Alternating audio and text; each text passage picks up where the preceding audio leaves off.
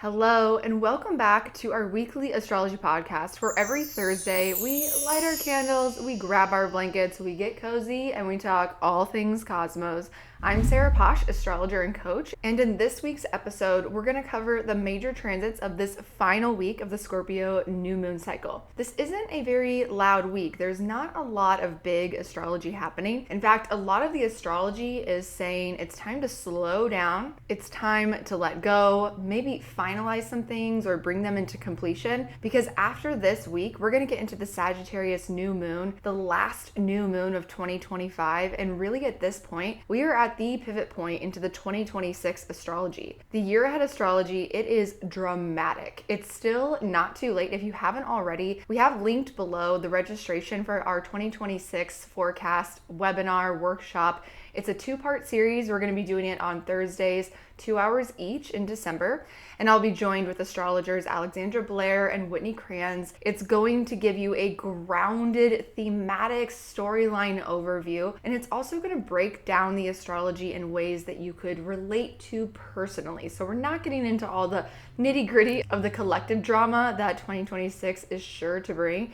This is more centered around what you can do to support yourself, to prepare, to look ahead and see what big changes are coming in 2026. The event is live and it will be recorded. So if you can't make one or both of the live events, you'll still get the recording if you register for that event. And also don't forget, there is a digital companion workbook that we custom made to go alongside and support you throughout the astrology of the year ahead. And that companion workbook, in addition to an overall transit list, so every single transit for the year ahead is going to be included in that. We're going to have practical tools, resources, references, rituals, ideas, things to help you stay grounded, centered, and hopefully in a sense of participation and inspiration instead of any kind of astro anxiety. If you haven't registered already, we would love to have you there, especially if you can make it live. And with that, let's go ahead and jump into the major transits for this week's astrology. So this third quarter lunar phase, the final phase of the Scorpio New Moon, is going to start on Thursday, December 11th, when we have the moon in Virgo. On that same day, we're going to have Mercury completing its grand water trine and kite formation with that trine to Neptune, which just stationed direct,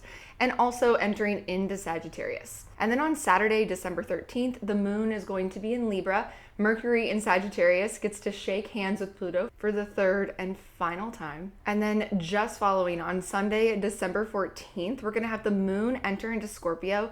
Mars in Sagittarius makes its square to Neptune at 29 degrees and then enters into Capricorn, a major and helpful dignity shift for when it comes to the ways that we take action, our ambitions. Mars is definitely getting an upgrade this week. And then just as Mercury leaves its retrograde shadow on Tuesday, December 16th, we end this lunar cycle and this week on a pretty sober note because we've got the Sun in Sagittarius making that exact square to Saturn in Pisces. If you haven't already, make sure that you like this video, subscribe to the channel, and turn those notifications on. It helps the channel so much, and also that way you never miss a new episode when it comes out every Thursday. Speaking of never missing an episode, did you check out Gemini full moon horoscopes and tarot card reading? This was a big full moon. It was a major turning point where we were being called to make these big decisions, to take all of the clarity, the deep digging that we did during the Mercury retrograde cycle, and to bring that into some finalizing clarity, some major decisions, to prioritize what's urgent, what's important,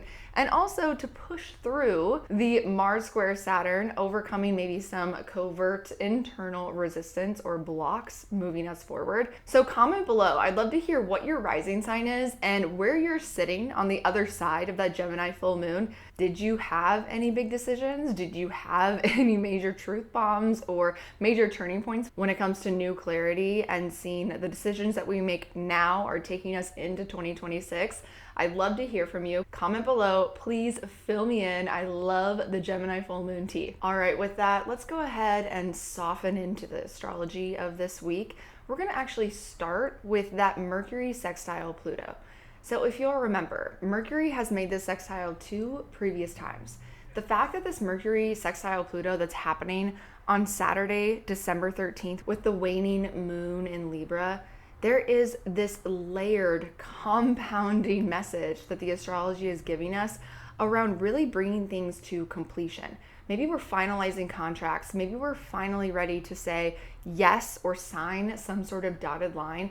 Do you feel like negotiations are coming to a clear standing point? Does it feel like you're reaching this point of clarity around what you're letting go of, what contracts maybe you're saying no to at this point? It could also be that, especially after Mercury's final draft in that Grand Water Trine series and the kite, there might be an availability from all of the work you've been doing, potentially from the inside out because they're water trines. Now it's almost like there's this whole new level of proposal or potential introduction to new potential partnerships and collaborations that are coming in on this final sextile to Pluto. So pay attention. Where are you standing in your own clarity?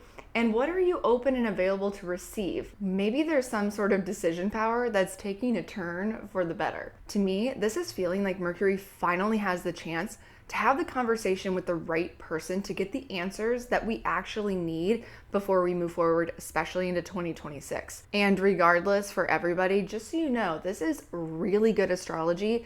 If you have something to say, if you've been sitting on a truth or sitting on a decision and you haven't delivered the message yet, this sextile is a final sextile. It is fully informed. It has been researched, it has been revised, and now it's ready to be put out there. And what would it be like to do so with a little bit more empowerment behind the words that you say?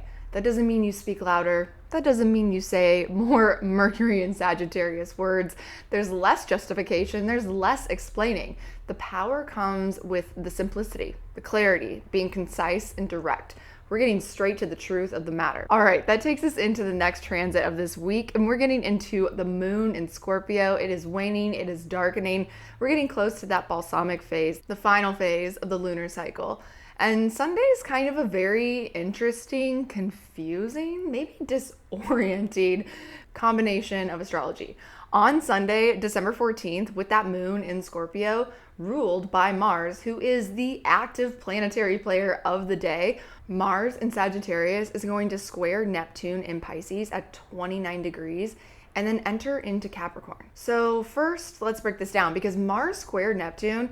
This could be a few things. First of all, Mars in a hard aspect with Neptune, things are not clear. We do not have a linear path forward with the actions we take.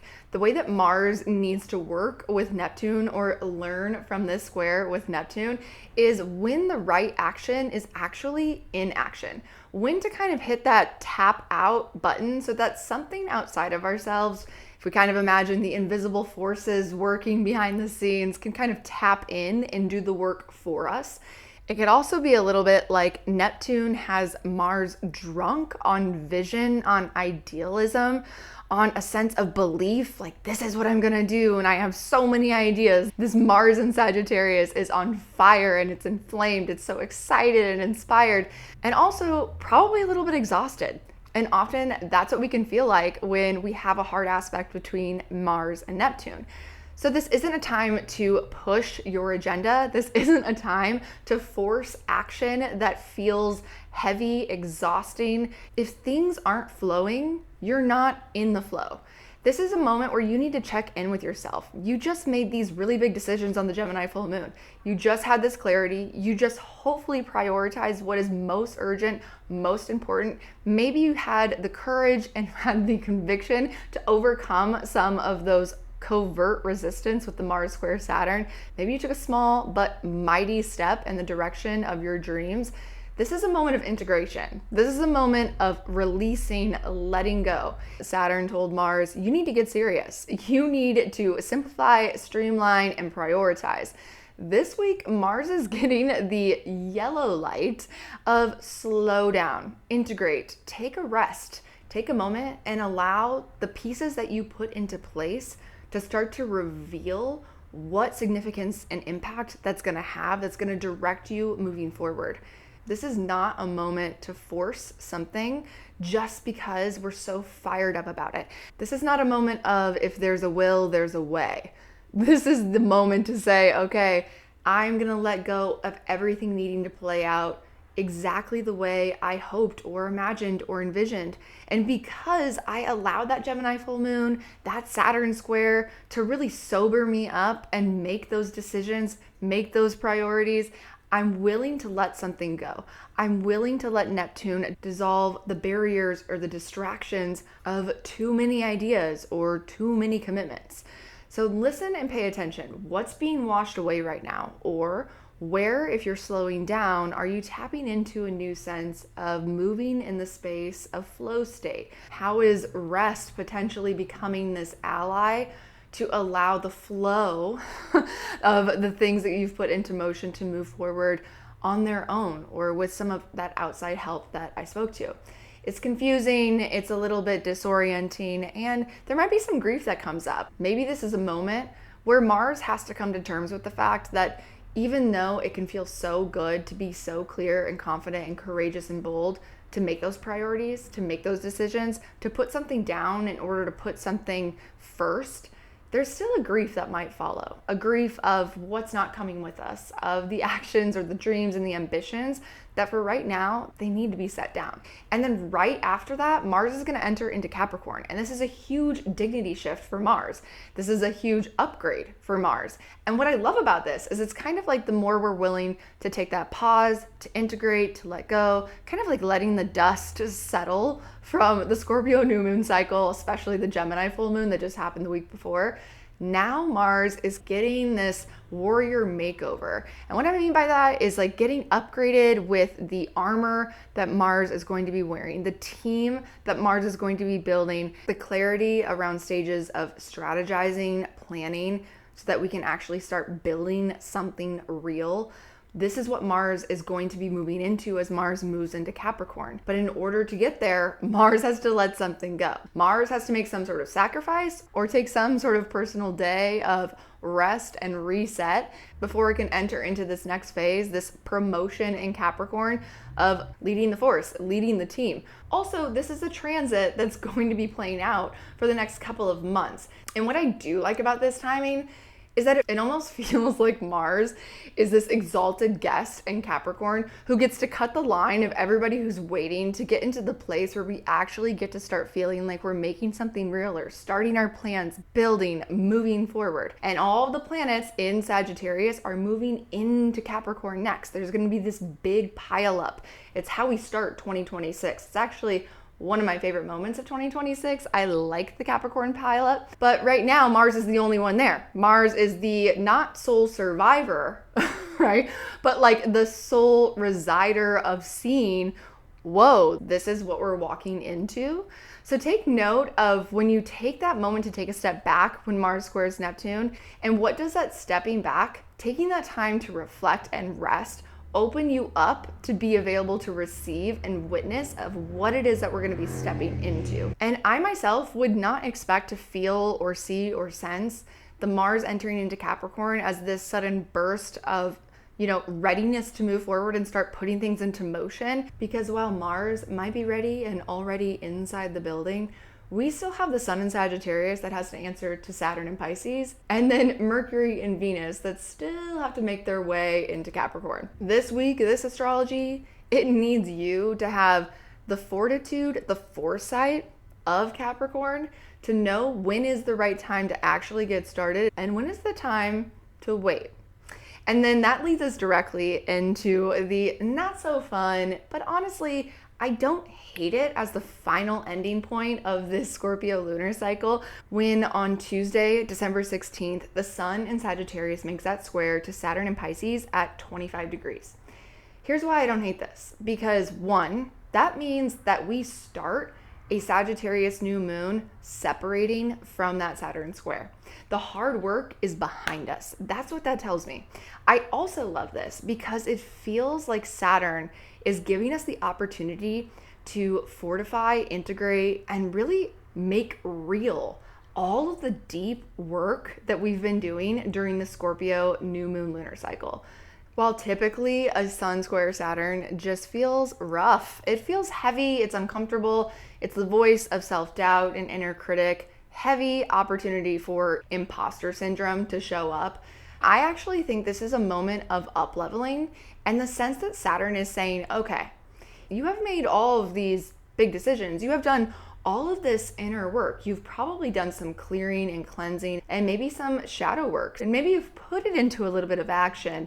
And now it's telling us the sun needs you to make it real by putting it into identity, putting it into coherence with this new sense of self and purpose, so that the way you show up, the tough decisions that you make, the delays you're deciding to accept, all of that comes to this full circle moment where the sun in Sagittarius is invited to cross this threshold of proving something more so to ourselves than anybody else, that who we are, who we're ready to take responsibility and accountability for showing up as the person who is going to carry out this new plot line of the future we're moving into. You get to prove yourself. And this test, it's not a test that has to do with any outside credentialing or proving yourself to somebody else. This is about proving yourself to yourself. This is about saying, oh, let me reintroduce myself. This is the version of me that I'm going to prove, not just to Saturn, I'm going to prove it to the Mars that went through the square, to all of the things that Mercury retrograde went through. I'm ready to show up. I'm ready to sacrifice the bullshit, the immature excuses, the baiting into old dynamics or old patterns. This is ready to let something go, let an old version of ourselves go, to let our integrity speak for itself. This is like a moment where there's a total redemption arc where the sun shows up and it's like, I'm not going to tell you what I went through. I'm not going to tell you what I learned and what I recovered. I'm not going to tell you the shadow work that I did. I'm not going to tell you the big decisions or the reprioritization process that I went through. I'm going to show you through the way that I show up. Not going to talk about it. I'm going to be about it. And really, this is the final moment for you to say, I'm not just crossing this threshold of this lunar cycle, I'm crossing this threshold of stepping into the version of myself that's going to take me through the end of this 2025 and into 2026, where from here going forward, nothing will be the same. All of those outer planet changes, all of the big astrology that's to come, this Sun square Saturn, this is your chance to show up and prove to yourself. Show some self-respect through what you do and who you are. I feel like this is also a moment of potential grief that's going to show up, where you really recognize the parts of you that are being released, that you're putting to rest, that you're letting go in order to step into the coherence of the new plot lines, of the future, of the priorities of where you're going. And sometimes there's a sacrifice of silence when it comes to integrity, because in order to earn true self-respect, true self-trust, it has to come from a place where it's done for nobody else other than ourselves. So maybe it's a boundary that needs to be set. It's a responsibility that needs to be accounted for, or maybe an obligation that needs to be put down and let go. The square is asking you, please do what's hard, not what's easy. Please, for God's sake, don't do what's familiar. And know that what's hard now, what's uncomfortable now, it's going to get so much easier. And it's going to fortify and it's going to strengthen and deepen a future confidence that will guide you and give you so much more strength and momentum as you move into the challenges or the dramatic astrology of 2026. It's a level up in the way that you choose to show up. And don't forget one final note, because it's Sun-Saturn and we're talking about Saturn. Saturn is a planet of choice, of true consequence and reward, long-term consequence and reward. So what might feel hard in the short term and the end of this lunar cycle, know and trust that your choices matter and you are the one who is going to reap the consequences, good, bad, your choice. This is your choice. So what choices are you making? What actions are you taking? What responsibilities are you accounting for? What ways are you proving to yourself above anybody else that you are the one that's ready for everything that you're calling in and everything that you're moving towards? And if self-doubt shows up, just a reminder, that's a Saturn test, and it's usually a really good signal. It's a good green light that you're moving in the right direction, that you're overcoming those self-imposed limitations or previous limitations that were real That's how you know that you are stepping into something new. You're stepping into a new level of growth, and you're doing so with purpose. That's how we're going to end this week and end this episode. And while I don't love that we end the episode or the cycle with a Sun Square Saturn, it is what it is. And I kind of love that because it gives us so much to open into as we go into that Sagittarius New Moon and the next lunar cycle. There's so much powerful astrology that's going to be happening with the Capricorn activations and the oppositions to Jupiter and Cancer. January 2026 is lit when it comes to creating real progress, getting plans in real motion, and starting to make something real out of all of the work that we've been doing up until this point. So if you are somebody who is totally over the depths, the dark, the slowing down that the Scorpio New Moon cycle has been about, know that as we close this cycle and we move and turn towards the Sagittarius New Moon, all of that is going to change. The energy is going to change, the astrology is going to change, and we're not going to have as much time to rest. So take this final week, this final lunar phase to let go, to refine, to bring things to a close, to grow up and to show up so that you're ready to receive the most. And also to be available to put the most into action, into the world as we enter into that Sagittarius New Moon. If you haven't already, make sure you like this video, comment below, tell me where are you feeling as we're closing out the Scorpio New Moon. Are you ready for the shift in gears? Are you ready for the shift in energy and astrology? And how are you feeling about 2026? Are you having astro anxiety or astro excitement? I want to hear from you guys. Comment below, and it helps the video so much if you can like this video, share this video with any of your friends or your family, and make sure you have those notifications turned on and you're subscribed to the channel. That way you're never going to miss when a new episode comes out. In addition to the Faultlines and New Frontiers event that we're doing, I also have links below for my one-on-one astrological consultations, and then also some digital products. We have a Saturn and Aries digital product. I've got a Spotify playlist that I make for every lunar cycle. You can check all of that out, learn more about all the work that I do and I offer, linked below this episode. My name is Sarah Posh, astrologer and coach, and I am so grateful that you chose to come light your candle and get cozy and talk all cosmos as we soften into this final week of the Scorpio cycle. I will see all of you back next week.